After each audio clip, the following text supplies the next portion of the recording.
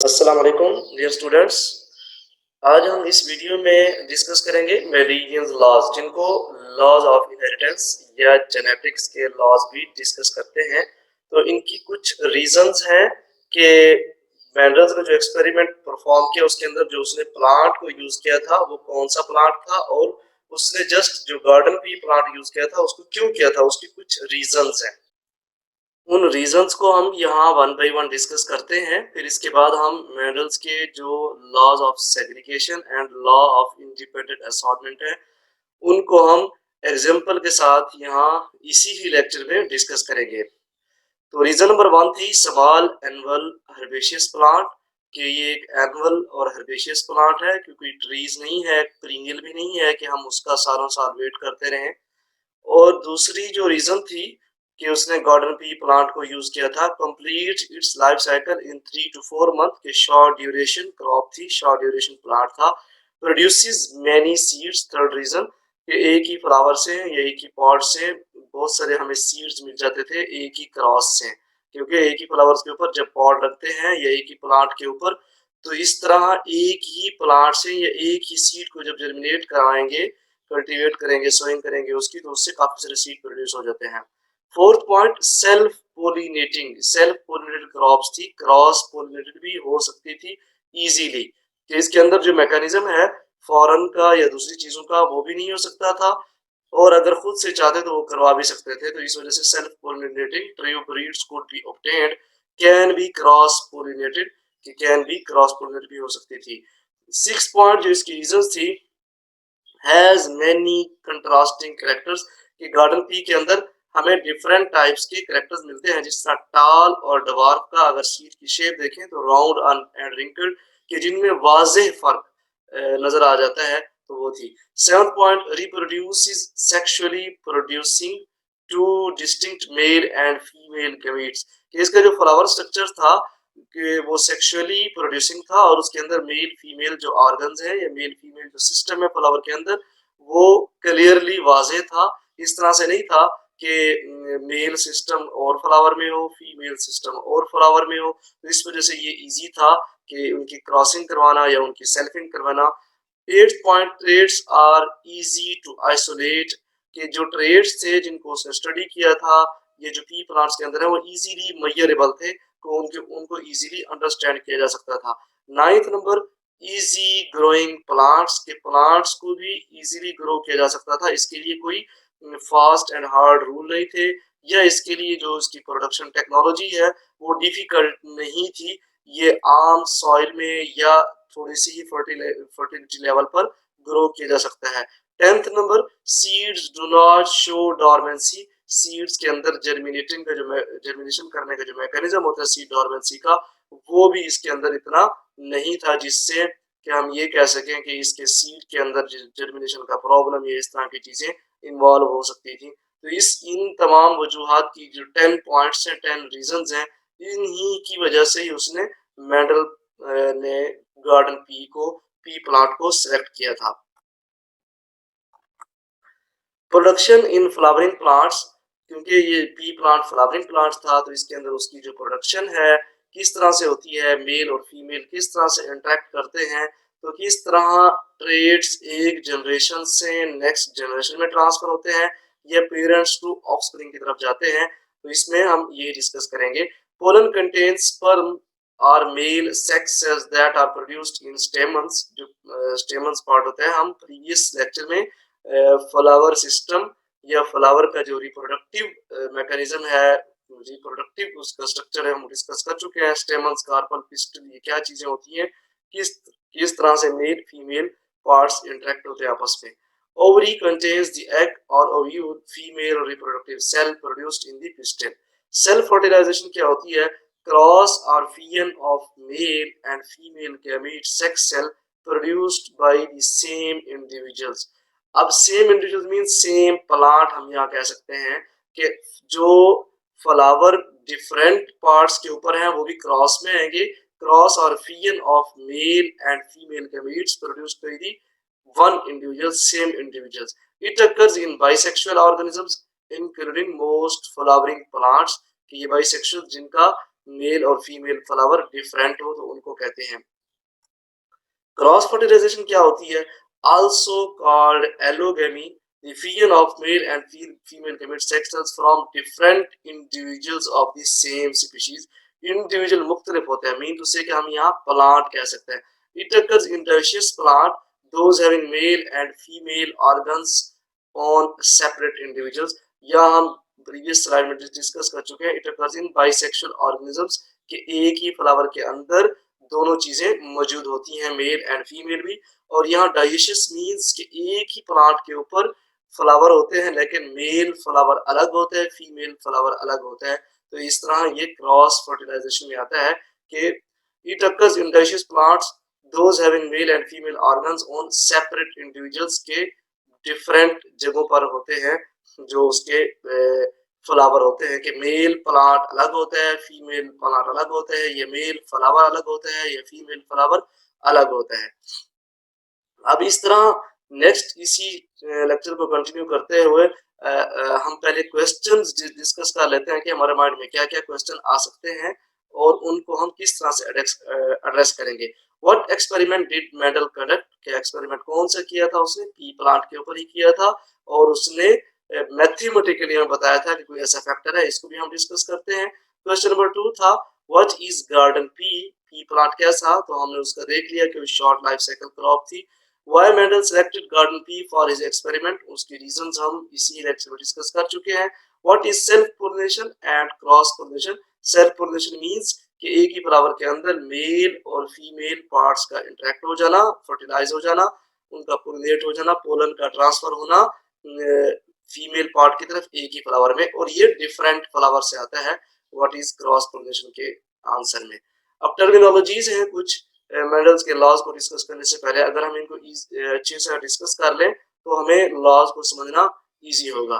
Trades क्या होता है? Characteristics that pass from parents to offspring, तो इसको हम ट्रेड्स कहते हैं। Fertilization, uniting of male and female gametes to produce zygotes, तो इसको fertilization. Cross, combining male and female or parents with different traits, के मेल और फीमेल या डिफरेंट जेनेटिकली अनरिलेटेड पेरेंट्स का मिक्स हो जाना, आपस में उनका क्रॉस करवाना for different traits. Alleles, different form of the same genes या alternative form of gene is called allele कहते हैं। Each organism has two alleles for each race traits, हर ऑर्गेनिज्म्स जो है एक ट्रेट के लिए दो अलील, मींस एक जीन की दो अलील्स, या जो एक ट्रेट एक जीन से कंट्रोल हो रहा होता है उसकी दो alleles. Each organisms has two alleles for each trait as tall, तो इस तरह इसकी टी और capital T tallness and T T for dwarfness, तो एक ट्रेट्स जो एक जीन्स कंट्रोल कर रहा है इसको टाल, तो ये टी टी, और for and small T for dwarfness के लिए। जीन्स क्या होता है? The heredity unit situated on the chromosomes control the development of organisms, इसको हम जीन्स बोलते हैं। कैसा इसकी जीन्स की जो मॉडर्न डेफिनेशन है वो ये है कि ऐसा हेरिडिटी यूनिट जो क्रोमोसोम्स के ऊपर हो और ट्रांसक्राइब्ड हो and control the development of organisms, कि कुछ ऐसे भी होते हैं जीन्स जो ट्रांसक्राइब्ड नहीं होते, तो उनको भी हम इस तरह से ही इसकी डेफिनेशन में लेके आते हैं। अब यहाँ सिंपल सी इजी सी डेफिनेशन आप लोगों के लिए है कि the hereditary unit situated on the chromosomes control the development of organisms, के किसी एक ट्रेट्स के लिए बना हुआ हो। डोमिनेंट ट्रेट्स क्या होते हैं? The traits that shows itself very often in the offspring, के उनको डोमिनेंट ट्रेट्स कहते हैं कि इटसेल्फ वो अपना इफेक्ट शो करे, और इसको कैपिटल लेटर में इंडिकेट किया जाता है, और ये दूसरे ट्रेड्स के इफेक्ट्स को स्प्रेस कर दें, उसके इफेक्ट्स को शो ना होने दें। अब रिसेसिव ट्रेड्स क्या होते हैं? ट्रेड्स दैट रिमेन्स हिडन और डिसअपीयर इन द ऑफस्प्रिंग, कैसे ट्रेड्स जो हिडन हो और डिसअपीयर हो ऑफस्प्रिंग में, कि जिनका एक्सप्रेशन शो ना हो रहा हो, इसको स्मॉल लेटर से शो करते हैं। अब जीनोटाइप क्या होती है? It is the genetic makeup of an organisms, example capital T T और टी, इसको जेनेटिक कॉन्स्टिट्यूशन या जेनेटिक मेकअप ऑफ और an organisms. Phenotype, it is the visible expression और the way an organisms look, जो कि हमें एक morphologically बज़ाहिरी तौर पर एक इंडिविजुअल नजर आ रहा होता है, उसको फिनोटाइप कहते हैं। Example, colour of the eye, colour of the hair, तो ये सारी चीजें फिनोटाइप में आती हैं। हेट्रोजाइगस क्या होता है? A gene combination with one dominant and one recessive traits, उसको हेट्रोजाइगस। एग्जांपल जैसे कि capital T, small T, the two alleles for a traits are different, कि दोनों एलील्स हैं, ये मुख्तलिफ है लेकिन है एक ट्रेट के लिए, जैसे कि टालनेस, तो इसको हेट्रोजाइगस, एक डोमिनेंट है एक रिसेसिव है। Homozygous, a gene combination with two dominant and two recessive traits, के होमोजाइगस कहते हैं या तो वो उसमें दोनों ही डोमिनेंट होंगे या दोनों ही रिसेसिव होंगे, दोनों एलील्स। जैसे कि एग्जांपल, कैपिटल टी या small T, the two alleles for a traits, मतलब एक सिंगल ट्रेड्स के लिए सेम है, यहाँ मुख्तलिफ नहीं है, तो इसको होमोजाइगस और इसको हम हेट्रोजाइगस कहते हैं। अब कुछ होते हैं मोनोहाइब्रिड क्रॉस, कुछ होते हैं डाई हाइब्रिड क्रॉस। तो monohybrid cross means single, di means double या दो। Crossing parents with one pair of contrasting characters, जिसको ट्री ब्रीडिंग कहते हैं।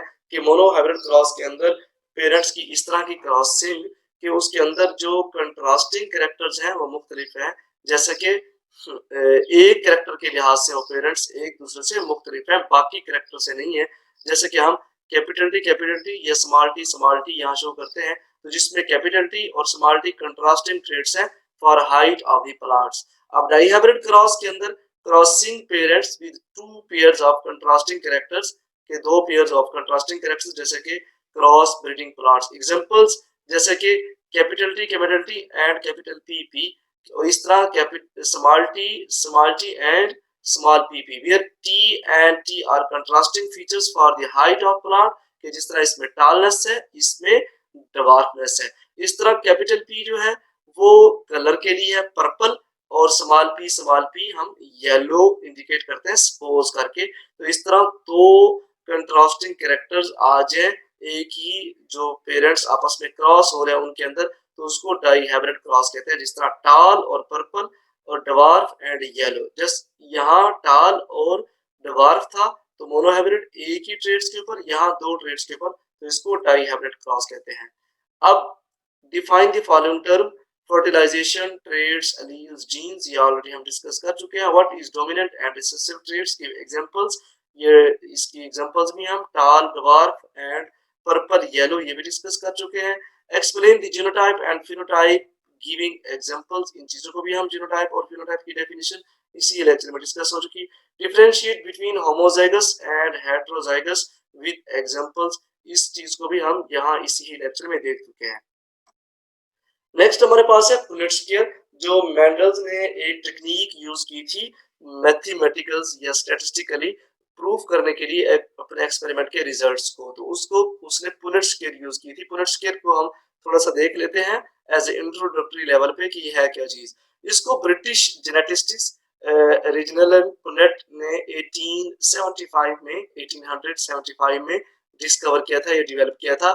It is a graphical representation of calculating the probability of all possible genotypes of offspring in a genetic cross। जब हम cross करवाते हैं तो ये ग्राफिकल या न्यूमेरिकल रिप्रेजेंटेशन है कि किस चीज का किसके साथ हो रहा है, उससे कितने डेवलप हो रहे हैं। इट मींस कि हम यहाँ 2 को 2 के साथ मल्टीप्लाई करें तो 4 आता है, तो उसने उसको एक पुनेट स्क्वायर में एक ग्राफिकल रिप्रेजेंटेशन में दिखाया था। It is used to help solve genetic problems, जो न्यूमेरिकल्स होते हैं जेनेटिक्स के, उनको स्टैटिस्टिकली या मैथमेटिकल पॉइंट ऑफ व्यू से उनको सॉल्व किया जाता है। मेंडल्स एक्सपेरिमेंटल मेथड्स, जो उसने पुनेट स्क्वायर अपने एक्सपेरिमेंट के अंदर ही यूज किया था, जो मेथोडोलॉजी उसने यूज की थी। मेंडल हैड पोलिनेटेड फ्लावर्स, उसने हाथों से ही मैनुअली उसने पोलिनेट किया फ्लावर्स को। Snip stamens to prevent self pollination, तो उसने जो स्टेमल्स थे उसको वहां से रिमूव कर दिया था, खींच के उतार दिया था कि यहाँ सेल्फ पोलिनेशन ना हो जाए। कवर्ड, इसको हम यूं भी कह लें कि इमेस्कुलेशन कर ली थी। Covered each flower with A bag, her flower को उसने जब इमेस्कुलेट कर लिया था, मेल पार्ट उसका रिमूव कर लिया था, तो उसने हर फ्लावर को बैग के साथ कवर कर लिया। Traced the traits through several generation, तो उसने उनके ट्रेड्स को भी सेवरल जनरेशन तक देखता रहा जब उसने क्रॉस करवा लिया। हाउ मेंडल्स बिगिन, कि उसने काम कैसे शुरू किया। Mendel produced pure strains which were similar but had contrasting characters, कि उसने एक खास किस्म के पौधे जिनको हम प्योर स्ट्रेन कह सकते हैं प्रोड्यूस किए, और जिनके अंदर डिफरेंट कैरेक्टर्स थे कि अगर एक टाल है तो दूसरा डवार्फ है, एक राउंड सीडेड है तो एक रिंकल्ड सीडेड है। By allowing the plants to self pollinate for several generation, then उन प्लांट्स को उसने सेवरल जनरेशन तक सेल्फ पोलिनेट किया, फिर उसके रिजल्ट्स देखे। जो उसने ट्रेड स्टडी किए थे वन बाय वन, वो कौन से थे? मेंडल आइडेंटिफाइड 7 ट्रेड्स, ट्रेड्स के नेम है ये। उसमें से हमने ये देखना है कि उसमें डोमिनेंट फीचर वाला कौन था एंड रिसेसिव वाला कौन सा था। अगर सीड शेप की बात करें, पहला ट्रेड्स के round and wrinkled, round dominant, wrinkled जो था रिसेसिव था। सीड कलर येलो जो है डोमिनेंट एंड ग्रीन जो है ये रिसेसिव। अगर उसका जो गार्डन पी जो है, पी प्लांट का पॉड देखें, पॉड की shape full and constricted, full dominant constricted recessive, pod colour green dominant yellow recessive, flower colour violet and white, flower position axial and terminal, and stem height tall and dwarf. तो pea plants के ये dominant trades थे और ये recessive थे। तो उसने इन 7 trades को वन बाय वन यूज किया था अपने ही एक्सपेरिमेंट में, अपनी ही लाइफ में। ट्रेड्स आइडेंटिफाइड बाय मेंडल, तो अगर हम उसको जो हमने अभी इसी ही पेज के ऊपर देखा है, तो इनको हम अगर पिक्चर में देखें, seed shape spherical, wrinkled, yellow, green, purple, white and inflated, ये कंस्ट्रिक्टेड, और जो पॉड कलर है ग्रीन एंड येलो, तो flower position axillary and terminal and stem height, plant टाल एंड डवार्फ। तो इसी को ही हम यहाँ देखते हैं। तो इस तरह जो उसके डिफरेंट कैरेक्टर्स थे, तो ये दोबारा भी यहाँ डायग्राम में दिखाए जा रहे हैं कि कौन कौन से थे। सीड कलर भी, सीड शेप भी, सीड कोड भी, grey and white, flower position और pod colour yellow and pod shape. तो ये सारे उसने अपनी ही स्टडी में यूज किए थे। अब इसी तरह जो उसने अपना एक्सपेरिमेंट परफॉर्म किया था, उसने कुछ लॉज दिए हैं, जो टोटल 2 लॉज हैं। तो उन लॉज को हम वन बाय वन यहाँ डिस्कस करते हैं। Mendel's laws of inheritance, law of dominance, characters are controlled by the discrete units called factors, factors occur here। law of segregation, ये लॉ ऑफ डोमिनेंस भी बोलते हैं इसको, कि जो हर कैरेक्टर्स है वो एक डिस्क्रीट यूनिट या फैक्टर से कंट्रोल होता है, और ये जो फैक्टर्स हैं वो पेयर फॉर्म में पाए जाते हैं।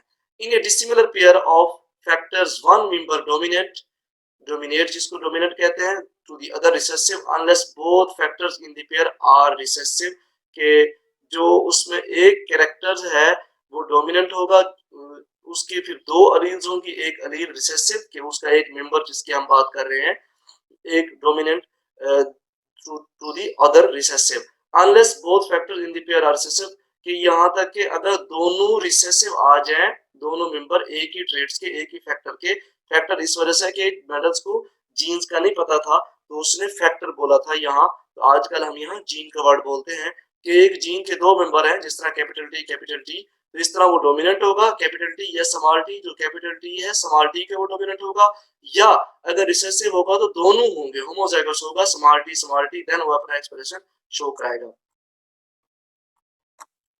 जिस तरह इसको हम अगर एग्जांपल से देखें कि F1 जनरेशन में if we cross homozygous tall and homozygous dwarf, ये होमोजाइगस मींस जो हमने पीछे अभी ही इसी लेक्चर में डिस्कस किया कि होमोजाइगस के क्या मीनिंग्स हैं, कि homozygous tall and homozygous dwarf, ये capital T and small T, इन दोनों के गैमीट्स बनाए हमने। तो इसके भी इस तरह 2, इस तरह के भी इस तरह, लेकिन फर्दर एक यूज होगा। अगर यूनिट स्केल में यूज करें तो जितने गैमेट्स बनेंगे फीमेल के इधर आ जाते हैं और मेल के इस साइड पे आ जाते हैं, इस चीज को हम फीमेल डिक्लेयर कर रहे हैं, इस चीज को मेल। तो जीनोटाइप जो है कैपिटल टी स्मॉल टी, कि इसमें से ये चीज हमारे पास शो हो गई कि देखें capital T small T capital T small T capital T small T, तो ये चारों दिखा इसलिए गया कि इसमें से एक ही आएगा, तो इसलिए 4 और कोई और रेशियो नहीं है। हेट्रोजाइगस टाल है, सारे हेट्रोजाइगस बट टाल है, capital T small T. Phenotype क्या है? जस्ट टाल। तो ये 4 बने हैं F1 जनरेशन में। तो यहाँ हम फर्जी तौर पे एक ही लिख देते होते हैं कि चारों एक जैसे हैं, तो इस वजह से हम एक लिख देते हैं। ये तब कंडीशन थी जब एक पेरेंट्स टाल होमोजाइगस था, दूसरा डवार्फ होमोजाइगस था, तो उसमें से सारे एक जैसे ही आएंगे। कैसे आएंगे? जीनोटिपिकली हेटेरोजाइगस टाल होंगे, बट फिनोटिपिकली ओनली टाल कहेंगे, कोई और चीज इसमें नहीं आएगी कि हम कहेंगे जी जीनोटिपिक रेशियो में या जीनोटाइप में कुछ और तरह से आए। अगर हम क्रॉस करवाएं टू हेटेरोजाइगस टाल प्लांट्स के, दोनों ही हेटेरोजाइगस टाल प्लांट हैं, कि जिस तरह हम इसी को ही अगर जिस तरह हम मैनुअली या कन्वेंशनली हम डिस्कस करते हैं मेंडल्स के लॉज को रिवायती तरीके से, कि इसी की ही सेल्फिंग करवा दी। सेल्फिंग से मुराद ये है टाल बट हेटेरोजाइगस है, इसी की जब हम सेल्फिंग करवाएंगे टाल हेटेरोजाइगस के साथ, तो इस तरह इसके gametes capital T small T, इसके भी कैपिटल टी स्मॉल टी बनेंगे। तो पुनेट स्क्वायर में एक के गैमेट्स को इधर रख दिया, दूसरे के गैमेट्स को ये वाले कैपिटल टी स्मॉल टी इनको यहाँ पर रख दिया। तो इसको इसके साथ जब क्रॉस करवाया तो कैपिटल टी आया, इसको इसके साथ क्रॉस करवाया कैपिटल टी स्मॉल टी, इसका इसके साथ करवाया, तो इस तरह ये हमारे पास रिजल्ट्स आएंगे। तो हमारे पास जीनोटाइप में क्या आएगा? वन टाल, टू टाल, वन डवार्फ। लेकिन वन टाल कैसा होगा? होमोजाइगस। दो टाल कैसे होंगे? हेटेरोजाइगस। कि ये देखें capital T small T capital T small T, और वन डवार्फ जो होगा वो होमोजाइगस होगा। और फिनोटिपिकली कैसे होंगे? तीन टाल, देखें ये भी टाल है, ये भी टाल है, ये भी टाल है, और वन जो है डवार्फ है, वो डवार्फ होमोजाइगस में ही आता है। तो इस तरह इसकी एक्सप्लेनेशन को अगर हम देखें कि इसकी एक्सप्लेनेशन क्या है, explanation of the law of dominance, के the law of dominance is used to explain the expression of only parental characters in the F1 generation. जो पेरेंटल कैरेक्टर्स हैं वो F1 जनरेशन में ही एक्सप्रेस होते हैं। And the expression of both parents, के दोनों ही पेरेंट्स के जो एक्सप्रेशन है वो F2 में जाके एक्सप्रेशन होते हैं। जैसे कि हमने प्रीवियस पेज के ऊपर देखा कि जब दोनों टाल का एक्सप्रेशन हो रहा है तो उसमें जो F1 है कि वो टाल ही होगी। लेकिन अगर उसमें एक डवार्फ है, तो जिस तरह हमने इधर ही मैं आपको दोबारा से दिखा दूं, इसी ही स्लाइड के ऊपर देखें, ये टाल है, ये भी हेटेरोजाइगस है, ये भी हेटेरोजाइगस है। तो इनमें कहीं हमें रिसेसिव नजर नहीं आ रहा। तो जो F1 होगी उसमें सारे टाल, लेकिन फर्दर जब इनके एक्सप्लेनेशन करते जाएंगे F2 जनरेशन में, तो यहाँ पर ये रिसेसिव पेरेंट्स आपको डवार्फ शो हो रहा होगा, हालांकि यहाँ मौजूद नहीं है। क्यों यहाँ मौजूद नहीं है? क्योंकि F1 में डवार्फ था। तो यहाँ हम इसी को ही डिस्कस करते हैं कि F1 के अंदर तो पेरेंट्स के जो कैरेक्टर्स हैं वो पेरेंटल कैरेक्टर्स शो होते हैं, और F2 में जाके दोनों पेरेंट्स के जो प्रीवियस उसका पेरेंट्स वन भी था, पेरेंट्स टू भी था, उनमें दोनों का एक्सप्रेशन आ जाता है। और F1 के अंदर जस्ट डोमिनेंट का आएगा, रिसेसिव पेरेंट्स का नहीं आएगा। या आएगा तो वो सिंगल डोज होगी या सिंगल मेंबर होगा, इस वजह से अपना एक्सप्रेशन शो नहीं करेगा, हेटेरोजाइगस फॉर्म में होगा। It also explain the proportion 3:1 obtained at F2 generation. अगर मोनोहाइब्रिड क्रॉस है तो 3:1 जनरेशन आएगी इसकी।